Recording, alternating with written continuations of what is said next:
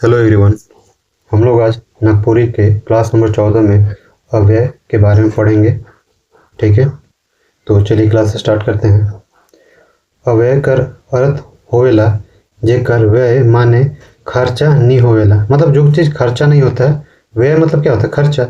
तो उसके और लगा देंगे आगे तो क्या आ जाएगा? उसका अपोजिट हो जाएगा ना, तो जिसका खर्चा ना होता ना। जैसे अव्यय ऐसा शब्द के कहल जाला जे अविकारी होवेला, माने जेकर रूप में लिंग, वचन, पुरुष, कारक मनकर चलते कोनो विकार माने बदलाव नहीं होवेला। मतलब कोई उसमें चेंजिंग नहीं होता ना, लिंग, वचन, कारक में वगैरह में ना। ठीक है।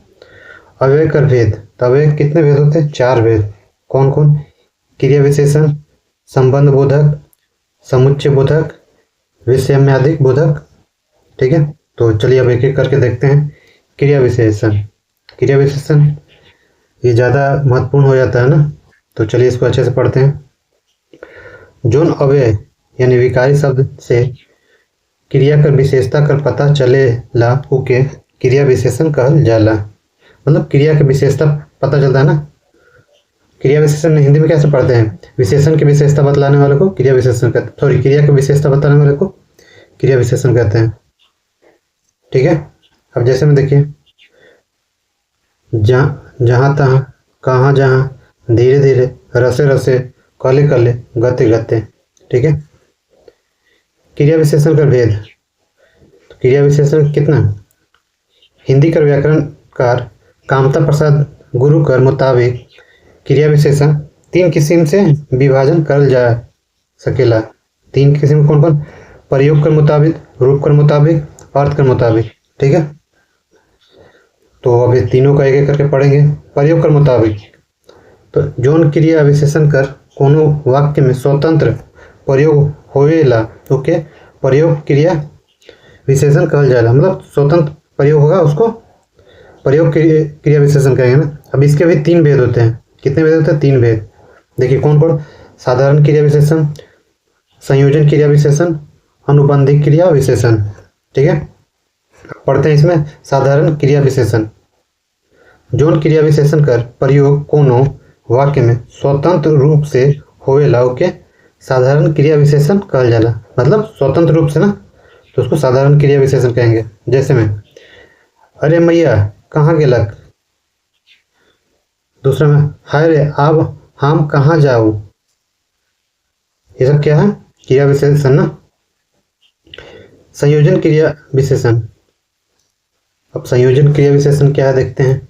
जोन क्रिया विशेषण कर संबंध कोनो उपवाक से रहेला ओके संयोजन क्रिया विशेषण कहल जाला। मतलब संयोजन मतलब जुड़ा रहता है ना एक दूसरे से। जैसे जब हमर छुआ नहीं रही तब हम जी के क्या करम। मतलब मेरा बच्चा नहीं रहेगा तो हम जी के क्या करें। मतलब ये बात इससे जुड़ा हुआ है ना।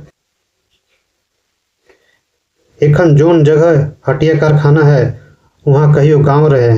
मतलब जो अभी का हटिया है जहाँ पे कारखाना वगैरह लगा हुआ है, कभी के समय वहाँ क्या था? गांव था एक टाइम पे। ठीक है, अब ग नंबर पढ़ते हैं। अनुबंध क्रिया विशेषण, अनुबंध माने होवेला निश्चय। जोन क्रिया विशेषण का प्रयोग अवधारणा निश्चय ले होवेला ओके अनुबंध क्रिया विशेषण कहला। जैसे हम उके देख तक नखी, हम उके देख तक नहीं, मतलब उस मैंने उसे देखा तक नहीं है। अब सेकंड में क्या है? रूप के मुताबिक क्रिया विशेषण। अभी हम लोग पढ़े थे प्रयोग के मुताबिक, अब रूप के मुताबिक। अब इसका भी 3 भेद होता है। कौन कौन? मूल क्रिया विशेषण, यौगिक क्रिया विशेषण, स्थानीय क्रिया विशेषण। ठीक है, अब पढ़ेंगे मूल क्रिया विशेषण के बारे में। ईसन क्रिया विशेषण जे कोनो दोसर शब्द कर मेल से नहीं बनेला मूल क्रिया विशेषण कहल लायला। मतलब किसी के मिलन से नहीं बनता, अपने स्वतंत्र रहता है एक तरह से ना। मतलब कोनो दूसरा सबसे मेल से नहीं बनेला। जैसे अच के, फिन, ठीक, ये सब मूल क्रिया विशेषण का उदाहरण है ना। अब आते हैं यौगिक। यौगिक मतलब जोड़ा हो गया ना। देखिए यौगिक क्रिया विशेषण ऐसा क्रिया विशेषण जो दोसर शब्द में प्रत्यय या पद जोड़ल से बनेला। मतलब कोई शब्द में उसमें प्रत्यय लगाकर या कोई शब्द जोड़कर बनता है, उसको यौगिक क्रिया विशेषण कहल जाला। यहाँ ध्यान देवे की बात यह है कि यौगिक क्रिया विशेषण संज्ञा, सर्वनाम, विशेषण, धातु और अव्यय कर मेल से बनेला। ठीक है, जैसे में क्या है, संज्ञा से बनल क्या बोलते हैं, रात तक, दिन भर, रात तक, सेम चीज दे दिए। संज्ञा कर दोहरा से बचे बनल, घड़ी घड़ी, मजे मजे। सर्वनाम से बना हुआ हिया हुआ, हुआ ना। विशेषण से बनल ठीक ठीक, साफ साफ। संज्ञा विशेषण से बनल एके संगे, एक धाम, एक बेर। अव्यय और दोसर शब्द कर मेल से बनल यहाँ तक, कहिया तक। ये सब क्या हुआ, यौगिक क्रिया विशेषण की उदाहरण ना। अब आते हैं ग, स्थानीय क्रिया विशेषण। ईसन क्रिया विशेषण जे बगैर कोनो रूपांतरण यानी कोई बदलाव के ना ठाव विशेष में अलावा वो क्या स्थानीय क्रिया विशेषण कहते हैं। मतलब कोनो बिना बदलाव के जो भी आता है उसको क्या स्थानीय क्रिया विशेषण कहते हैं। जैसे वो आपन मुड़ फोड़ी, वो अपना मुड़ी फोड़ेगा। अब आते हैं 3 नंबर, अर्थ के मुताबिक। तो अर्थ के मुताबिक क्रिया विशेषण 4 प्रकार का होता है, 4 होता है ना। कौन कौन देखते हैं, कालवाचक क्रिया विशेषण, स्थानवाचक क्रिया विशेषण, परिमाणवाचक क्रिया विशेषण, रीतिवाचक क्रिया विशेषण। ठीक है, अब इसके बारे में पढ़ते हैं, कालवाचक क्रिया विशेषण के बारे में। ठीक है, जे अभिकारी शब्द से क्रिया काम कर होवे कर बोध होएला। मतलब कोई ऐसा अभिकारी शब्द जिससे काम की क्रिया या क्रिया होने का बोध होता है उसे कालवाचक कहते हैं ना। जैसे आब, तब, कखनो, रोज, जब से, जोन बेरा, कखन, एखन, तखन, आज, काल, परसों, 2 बजे, बिहान, सांझ, सोमवार, 1 जनवरी 2001 ईस्वी, देरी से, बीतल हफ्ता, अवैये महीना, अगला हफ्ता, आज, काल, जोन बेरा, ततिखन। ठीक है, ये सब कालवाचक क्रिया विशेषण है। उदाहरण के लिए, तो एखन आओ मतलब तुम अभी आओ। ठीक है, आज मुख्य घर जाए है, आज काल ऊ जीव बेस नखे, परसों दिन से बाबू कर स्कूल खुलत थे, कखन आवी से कर पता नखे मतलब कब आएगा उसका पता नहीं है। अब आते हैं इसका स्थानवाचक क्रिया विशेषण के बारे में पढ़ते हैं। जे अभिकारी शब्द से क्रिया विशेषण क्रिया काम करे या होवे कर ठाव स्थान कर बोध होवेला था ओके स्थानवाचक क्रिया विशेषण कहल जाला। जैसे हिया स्थान बता रहा ना, यहाँ, हेयर, देयर, ये सब। हुआ ऊपरे, नीचे, आगे, पाछे, उठिन, कहाँ, दूर, घर में ना। ये सब क्या है, स्थान का बोध करा रहा है ना। जैसे तोय कहाँ जाबे, उठिन छवा मन खेला ना, वो हिया रहेला, ये सब स्थान को बता रहा है ना। अब आते हैं ग, परिमाण वाचक क्रिया विशेषण। तो यहाँ पे देखिए परिमाण या संख्या का बोध होता है यहाँ पे ना, तो उसको ना परिमाणवाचक क्रिया विशेषण कहते हैं। इसके अब देखिए 5 उपभेद है। पहला देखिए अधिकता बोध, मतलब ज़्यादा का बोध करवाएगा। जैसे बगरा मतलब बेसी होता है ना, 100 पूरे, ये सब अधिकता का बोध करा रहा है। न्यूनता बोध मतलब कम का बोध होगा, थोड़े, कटिक, तनी। ठीक है, पर्याप्तिवाचक मतलब मिल चुका, जैसे बस, बराबर, ठीक बोलते ना, ठीक ठीक हो गया, बराबर हो गया, तो पर्याप्त हो चुका है। तुलनात्मक कंपैरिजन करने वाला ना, इतना, उतना, जतना, कतना, ततना, कतई, उतई, जतई।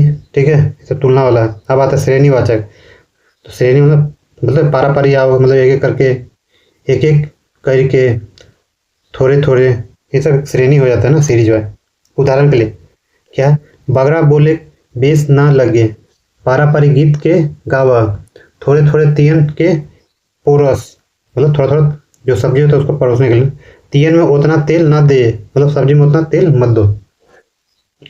अब आता है घ, रीतिवाचक क्रिया विशेषण। तो इसमें रीतिवाचक में क्या था, मैंने क्रिया कर रीति, प्रकार, विधि और निश्चय कर बोध होता है ना।